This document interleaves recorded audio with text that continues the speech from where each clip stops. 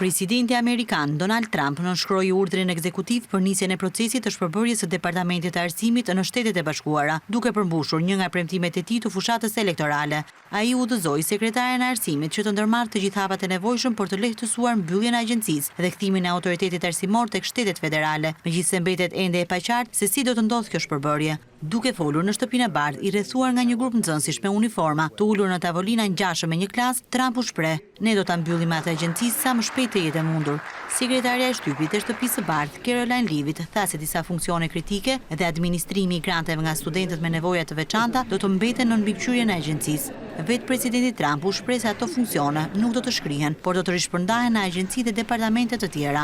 Mbyllja e Departamentit të Arsimit kërkon miratimin e Kongresit, i cili e krijoi atë agjenci në vitin 1979 dhe Trump nuk i ka votat e nevojshme në Senat për ta shpërbërë atë. Ky departament mbikëqyr rreth 100.000 shkolla publike dhe 34.000 shkolla private në Shtetet e Bashkuara, megjithëse më shumë se 85% e financimit të shkollave publike bëhet nga vetë shtetet. Kjo agjenci mbikëqyr miliarda dollar kredi studentore dhe është përgjegjëse për grantet për studentët me të ardhurat të ulta dhe financimin e programeve për nxënësit me nevoja të veçanta. Lëvizja e presidentit Trump u kritikua ashpër nga demokratët, por edhe nga sindikatat e arsimit.